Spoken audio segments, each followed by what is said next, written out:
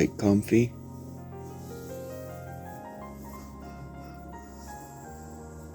Yes, my boy.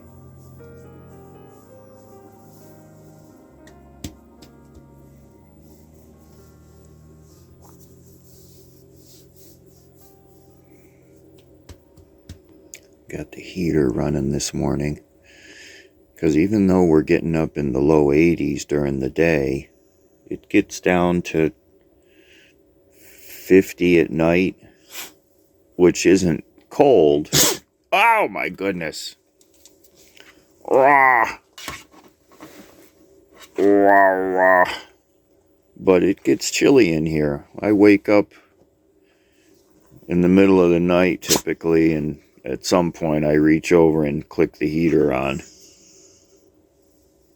Oh, that's my boy.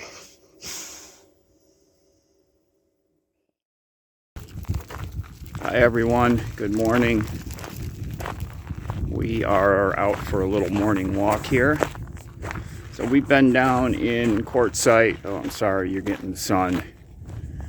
Try this way, there we go. We've been out in Quartzsite for, well, we got here last week. And getting ourselves set up and getting settled. And when we got here, it was upper 70s, sunny. I don't know if I have to say that, but sunny. But we went through a couple of days where it got up to 90, and not the end of the world because the days aren't really long right now. So the heat, you know, it doesn't start to get real hot until 1-2 o'clock in the afternoon, and then what, 5:30, 6 o'clock, the sun is down, you know, so it starts cooling off in the afternoon. So it's only hot, really hot for a few hours. And soon as you go in the shade, if you're from out in this way or you've been out here before, you go into the shade and it feels okay, you know, especially if you got a little breeze.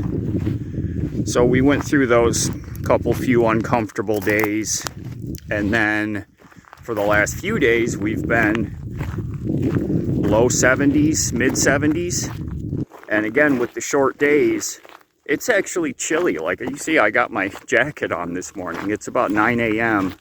Woke up at 1 a.m. I think, and clicked on the heater because it's down to, I think it got down to 45 last night. And, you know, I sleep through that. I'm under the blankets and all that. But I look down and Lefty's curled up in a little ball, and I feel bad about that. So I turn the heater on, and the next time I'll look down at him, then he's all stretched out and he's not curled up trying to conserve his heat. So I feel better. So we've been coming out here. This is the 5th season that we've come to this area out in Quartzsite. The conditions this year, so let me back up. The first couple of years I didn't really have anything to compare it to, and wasn't really tuned into like the conditions, the ground conditions. But then the last 2 years, and last year especially, I really started noticing that it is different when we get out here each year. So 2 years ago, I remember coming out here to this big wash. This is a really large wash right out here. And there were all kinds of greenery and bushes that we hadn't seen before. And then last year, even more so. There were vines growing. There was leafy foliage that I'd never seen out here. And, you know, it takes a lot of water to produce a big green leafy bush. And so they have, and I'm a total layman on this, so those of you that are from this area, please excuse any errors I make. But from what I understand, they have what they call the monsoon season, which happens during the summer at some point, and they get rain, and it causes, you know, these washes to fill up. And all of the, you know, every year when we come here, this thing is different from the year before, from all the flow. you know, trees and branches and all these piles of stuff come washing down here with all these rocks, and everything changes up a little bit every year. So that monsoon, from my amateur perspective, from just viewing this over the last 5 years, they did not get a lot of rain this year from everything that I'm seeing. When we first pulled in to this area, the first day, I noticed, and I remember going, oh geez, because it was, and this is going to sound dumb, it was dry, and it looked dry, and the ground didn't have the marks of rain, and the ground hadn't been, I'm going to call it leveled. Last year, especially when we got here, you could see like individual raindrops in the sand from the last rain, and the ground had been, like the big area up there where we're parked, that ground area had been pretty much leveled out. Like my theory is that it rains and brings the sand to the surface, and you know, it kind of self-levels and then it dries. And so what we ended up with last year especially was really great walking conditions for the dog. Left, I don't want you going up in the big bushes. I'm afraid of the snakes, okay? Let's go this way. Come on. Nope, this way. Come on.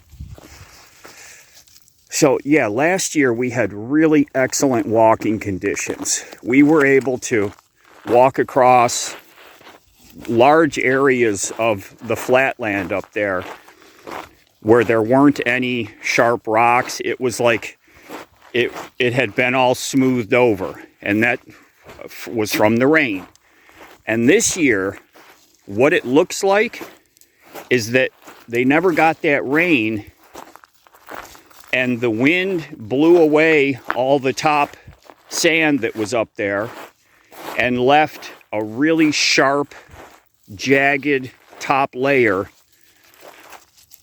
which has made it really difficult for walking. You know, Lefty, he goes hard when we walk, and the first few days, you know, his pads weren't used to this conditions, and he got himself limping a little bit, and I'm sure he's got to toughen up his pads. We go through it every year. He had to toughen up his pads, get back into the swing of it, get used to this area, because he just spent, you know, how many weeks basically inside the truck, you know, with minimal short walks, and those walks were on soft, wet ground up there in Minnesota. So big climate change for his feet. Now this area out here, this is what it normally looks like. You know, these washes are really rugged, and we just pick our way through here. But back up on the flat area where we normally walk, when we get back up there, I'll show you what I'm talking about. And if I said it earlier, if you're from this area and you know what the conditions were, did you guys not get a lot of rain this monsoon season? Because to my untrained eye, that's what it looks like. So if you tell me if I'm right or tell me if I'm wrong, because I'd be curious to know, because the walking conditions are dramatically different than they were last year. Really different.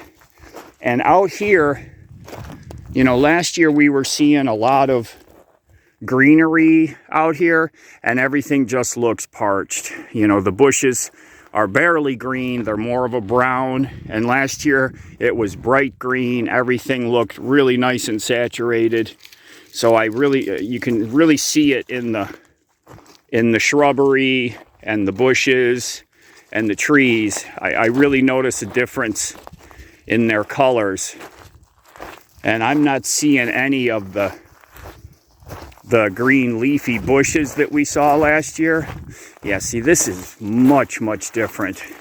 This was all green and flush with water last year and the year before. So I'm guessing, again, as a layman, I don't know, but I'm guessing that they did not get a lot of rain out here this year. I mentioned that Lefty had, limped a little bit our first few days here. So let me give you a quick look at he's got a new toenail growing. Oh, look at you up in all the bushes. Hold on. Oh, I want to show you Papa. Let me see. So that's it's okay. I'm just looking. See his new toenail growing in there? So he's all healed up. That is behind us now. I wanted to update y'all. And thank you all, by the way, for the comments on the last video from what happened to us at that gas station that morning. A lot of things went wrong that morning. I was up and driving, still sleepy. Lefty was laying down, curled up in the front seat, and he never saw that guy coming because he would have had something to say about it. He would have been on alert, that's for sure. But he was laid right back down because it was, like I said, I think it was at most 5:30. It might have even been earlier. But thank you for all the comments. I didn't even notice that guy, that shiny thing in his right hand. At the time, I didn't see any of that. It was only once I sat down and was putting the video together that I saw that. And that made me feel like that I did make the right choice. Because my immediate instinct, and this all happened very fast, my immediate thought was stop and talk to the guy. And we get approached by people, folks like you that have watched the channel, that want to see Lefty. Some people just are asking about the rig, was it an ambulance, that kind of stuff. Some people asking about the bike carrier. So we get approached by people all the time.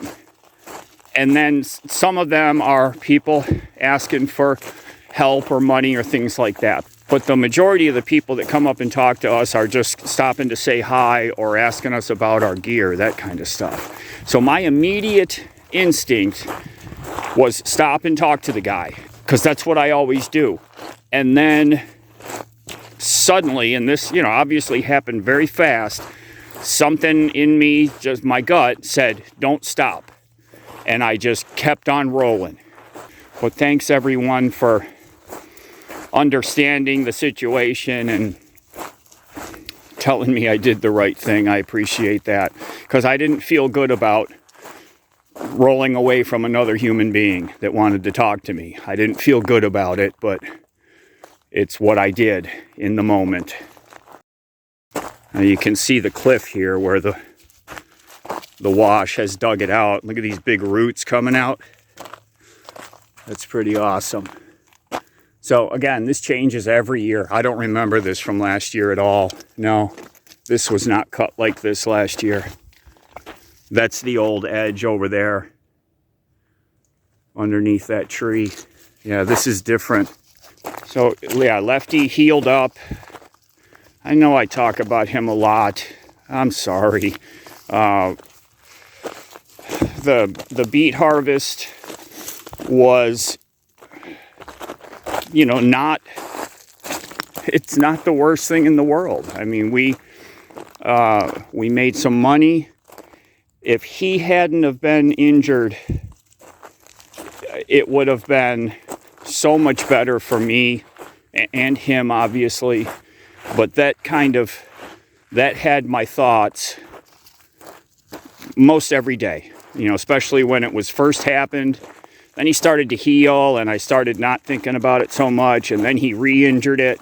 And for 3 days, that's all I could think about, because he was in really bad shape till we went back to the vet. And then things started to get better, but I was still, wrapping it for every walk until I got better at wrapping it. And so that's what made the beet harvest, tough for me. And a lot of you asked if I would do it again. I don't think so. It wasn't a good fit for us. you know, driving the rig to work every day. Lefty, it just wasn't a good fit. Now my foreman that we had, he came up to me. We had a couple days left of work. He came over to me and he said, hey, every year at the end of the harvest, we submit the list of names of folks, you know, yes, they'd be good to return, or, you know, we'd rather not have them back, or they'd be a good operator, or they'd be a good foreman. And he said, I'm going to recommend you for being a foreman. And I told him that I really appreciated that it's always nice to have your skills recognized by someone. And so I thanked him for that, and I followed up with him a couple days later. And I said, I thank you for the comment there, and for, you know, encouraging me. And I said, I don't think this was a good fit for us. I said, not just this job specifically, but, you know, any job that would require us to do similar kind of thing. It just wasn't a good fit. So I said, I don't know that I would act on that. But so we decided he was going to put me in for that anyways. I said, because you never know, you know, things change. And so I thanked him for that. And, you know, I told him that he has a good sense for that, you know, that I worked for, you know, 30 plus years, and most of those were in management, and then plant management, production management. So he had a good eye for that. So picking someone out from the crowd. Yeah, this is tough to walk on. It's just all these little pebbles. It's like walking in really soft sand. You can't get any traction. Can't get any push-off force. Ugh. Let's go up here, Left. Let's go up. Come on. Up, up, up. Up, up, up. There you go. When we get back up here on the flat area, I'm going to show you all what I'm talking about. See, to get out here to where there's actually dirt, you know, we have to cross a big swath of really jagged volcanic rock. Well, this is, if you remember, you may remember, last year, this was an abandoned campsite. There was a lot of items down here, and then it all got cleaned up and stacked in a pile and reported to BLM so that they could come by and put it all into their pickup. You know, the road is right there. So we're only, well, like 60 feet from the road, and they could actually drive their pickup truck right in here, but it looks like they never got to it. And so now it's just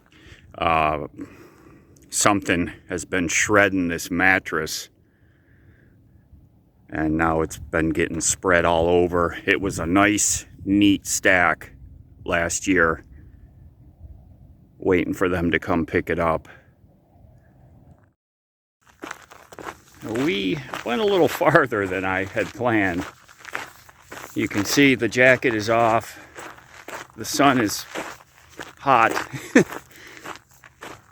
We've turned around and we started heading back to camp, and just trying to find some familiar landmarks. Come on, buddy. The area we're camped, like you see those vehicles right there, they're at the far end of the area that we're camped in. So I know where we are. We just ended up a lot farther than I initially planned, walking down that wash, and it branches out away from the area we're parked. So we ended up a little bit farther than I wanted, and it started getting hot, and we're in rough, rugged territory. But as soon as we get up to those vehicles, we'll be up on the flat area, and then we can get on the dirt road and head back down to our rig. Get some water. Okay? What's the matter? You tired? That was a long walk. Oh. Yeah, so this area up here, now what I'm referring to, I don't know if you can tell the difference between this spot right here and then that spot right there. So this is what everything looked like last year. This smooth finish. And this year, most of this area looks like this. It's not smooth. So we got to pick our path and kind of find where the smooth areas are. And there's just so much less of it this year than last year or the year before. See, the majority of it is just this rough, rocky stuff. And so we just walk very slow until we get to a smoother area, and then we can step up the pace. And he knows the difference. He watches the ground. He's learned that running across the rough stuff is for emergency purposes only. Like if there's a bunny rabbit. So here's I'm gonna call this my road, the one that goes off to the right here, because that's the one that I made and then goes over to our camp. And there we are right there. So just a lot less friendly surface finish this year, unfortunately. That's Bear. He's got a voice that carries. Come on, pup, let's go get some water, okay? Well, thank you all for walking along with us this morning and my amateur condition report for Quartzsite. Everybody take care, be safe. We'll see y'all again really soon. Ooh, that sun is getting warm. If it wasn't for the sun, it'd be chilly. Come on, pup. Come on. Hey, let's go this way. Come on. Come on, Left. You want to get some dinner? Some water? Come on. There we go.